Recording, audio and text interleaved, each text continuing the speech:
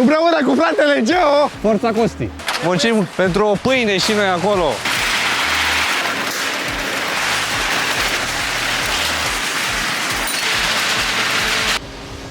V-am spus că unde muncesc alții. Ia tu două vorbe, te rog frumos. Este briliant. Este incredibil. O, pușor. Ia să vedem dacă mă știu. Am să mă ascund de tine.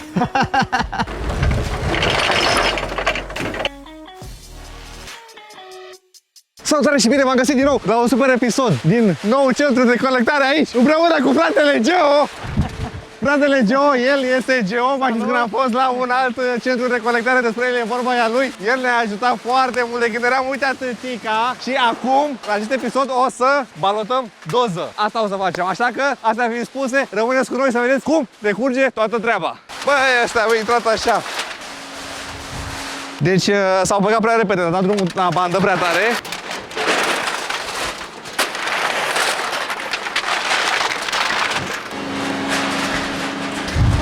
E legat bine tot ce trebuie, băi, merge treaba. Nu mai statul să ne lase să facem treaba. Că noi facem. Hai, să-i dăm, să-i dăm. I-am dat așa mai ușurel.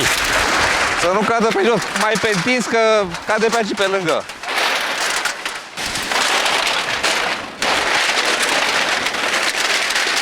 Gabi, să băgăm mai puțin odată că se adună prea mult aici și cade pe lângă. Dai drumul la bandă un pic mai tare, că ai lăsat-o încetul de tot. Păi eu îi dau mai tare, dar să nu mai puneți voi așa mult că se îngrămădește aceea. Și i-am dat mai încet că punea saci întregi, să mai pune saci întregi. Mă certa că am dat banda mai încet. Am dat-o mai încet pentru că ați văzut, dacă se pun prea multe chestii un pic cam amestecate, nu prea mai e bine că nu mai timp să le sortezi. Dar dacă totul e curat, viteză, TGV, Forța Costi. pe sistem turbat. Ce faci, mă, frate Geo? Muncim așa. Muncim Să ne automatizăm. pentru o pâine și noi acolo.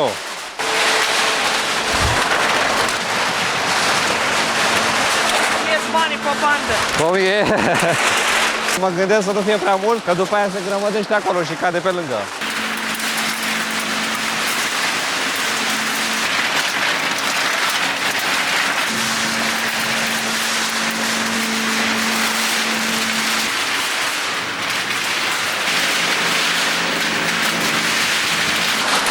Salutare și bine v-am găsit din nou la același episod, dar cu altă bluză. Hai să văd cum e ăla. Gabi, la ăsta o facem pe manual sau merge pe automat? Pe cum ați făcut-o ultima dată? N-am înțeles nimic.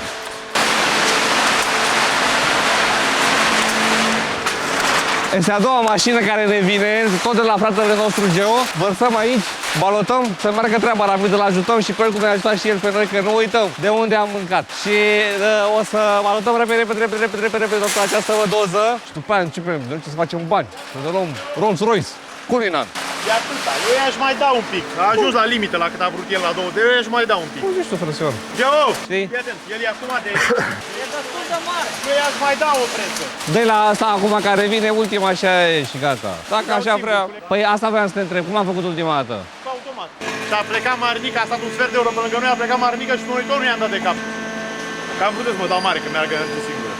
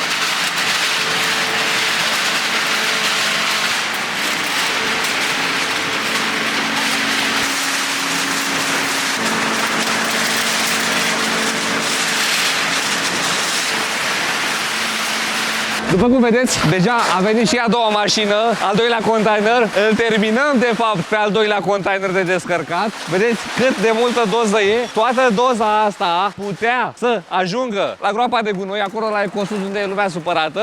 Dar, datorită business-ului nostru, am reușit și nu mai ajunge acolo. Și acum să spuneți, da, a făcut bani. Da, am făcut și bani. Că de-aia plecăm de acasă, nu să facem și niște bani. Ideea e că am făcut și un bine, nu doar niște bani. Și ca idee e posibil să nu faci tot timpul niște bani, e posibil să mai rămână și pe degeaba sau chiar pe minus. Dar o să vorbim într-un alt episod despre cum se fac banii de reciclare. Chiar dați un comentariu dacă vreți să vedeți sau nu treaba asta. Nu știu, s-a oprit, cred că trebuie să fac acolo o chestie la legarea mea. A fost o problemă că doza intră prin niște canale și le cam blochează. Dar ce vreau să spun este că am reușit într-un timp foarte scurt să-l ajutăm pe colegul nostru să termine treaba, să balotăm cu doza. O să vedeți la final cât de greu este un balot de doză. După cum vedeți acolo, rămân vreo 3 baloți în presă pe canalul acela de presare. Motiv pentru care trebuie să mai băgăm după aceea alte materiale ca să putem să împingem baloții de doză afară. Vom face și chestia asta destul de repede și o să vă arătăm la final cât de greu este. Nu o să vedem chiar tot procesul pentru că este destul de plictisitor.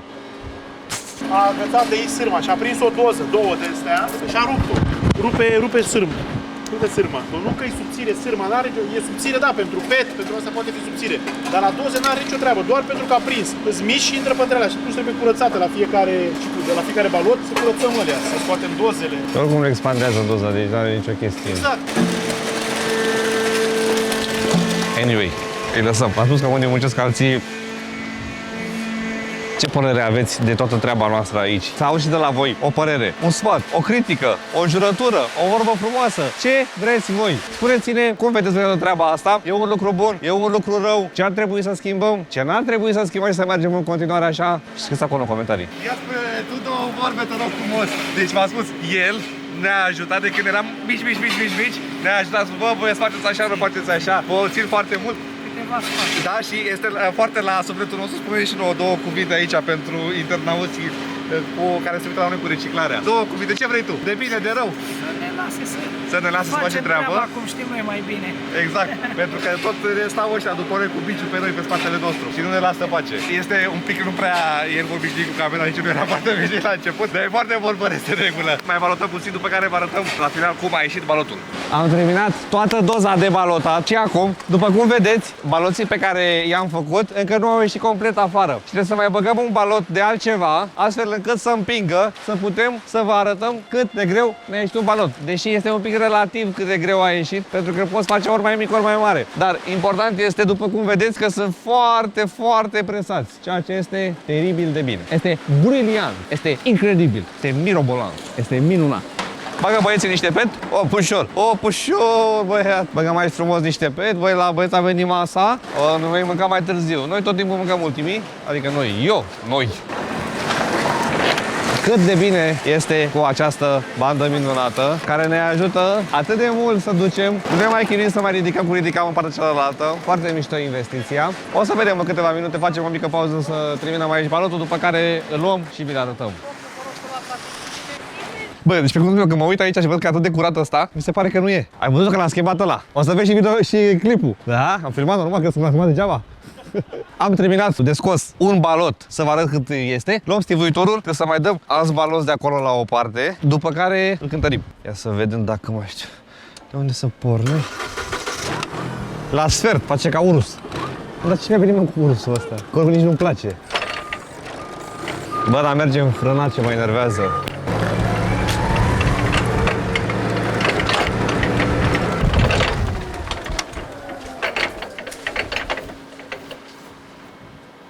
Am vrut să mă ascund de tine. Ce glumiță ești, nebun la cap. Are SST.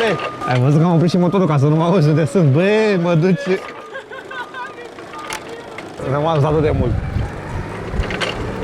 Da, deci ideea este că e un balot acolo pe care trebuie să-l dăm deoparte.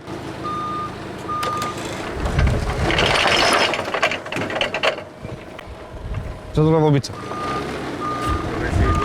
Aha. Îl pun aceea peste ăsta, da?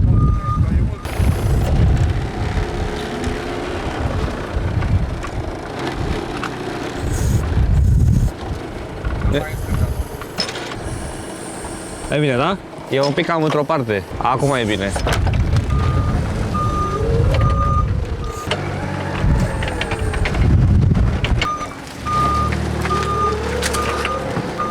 Cum vedeți, s-a spart un balos, s-a rupt mai devreme, că a fost prea lung și a expandat. Și trebuie să refacem decât am făcut curățenie. Bă, decât am făcut, mă. Și s-au împrăștiat, da? Asta este, nu lucrăm cu bijuterii. Aici sunt deșeuri, nu sunt bijuterii. Când o să lucrăm cu bijuterii, probabil că mizeria o să fie aur. Fărâmițe de aur, dar momentan nu sunt.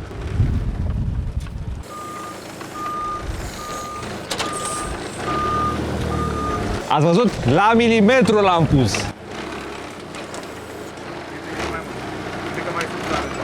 Mai sus? Mai sus ca să... Îl las jos și îl iau iar?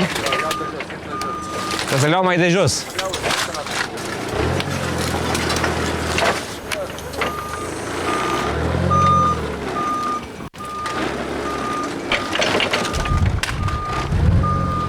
Hai, repede, repede, repede, repede!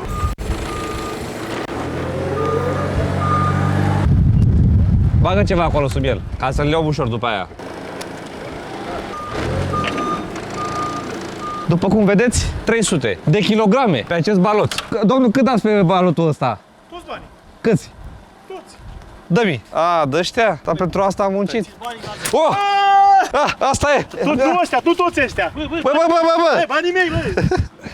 Măcar atât mi-a rămas și mie, nici ăștia, băi! Așa arată o sticlă de șampanie în club, de-aia bună. Este 2000 de lei un balot de doză. Deci 2000 de lei ne trebuie vreo, nu știu câți baloți ca să ne luăm un Urus. Astăzi este episodul Urus, că numai de Urus am vorbit. Dar nu sunt toți 2000 de lei ai noștri, pentru că după cum spun oamenii în social media, noi am luat bani, că am luat astea. Și după aia mai luăm bani și de la stat. Deci 2000 cu 2000 cu 2000, 6000 de lei. Plus încă 2000 taxa de șmecherie a noastră, 8000. Rotunjim la 10. De 10.000 de lei face ăsta până la urmă. 5 șampanii. Aia sunt banii. Nu. Adevărul este că de fapt am dat bani pe el, pe materialul ăsta, nu ne-a aplicat în curte, iar profitul final după ce se taie absolut toate este undeva la câteva sute de lei. Dar asta o să vezi într-un alt clip. Astea fiind spuse, vă mulțumim încă o dată din suflet pentru că ați rămas alături de noi. Apreciem din toată inimioara noastră care bate zi și noapte pentru fiecare like, fiecare minut vizualizat și pentru fiecare vorbă bună și rea, care este încurajatoare și critică cu argumente. Și vă invităm să ne vizualizați în continuare, să ne dați un like, un subscribe, un share și până data viitoare să nu uitați de reciclare. Pa, pa!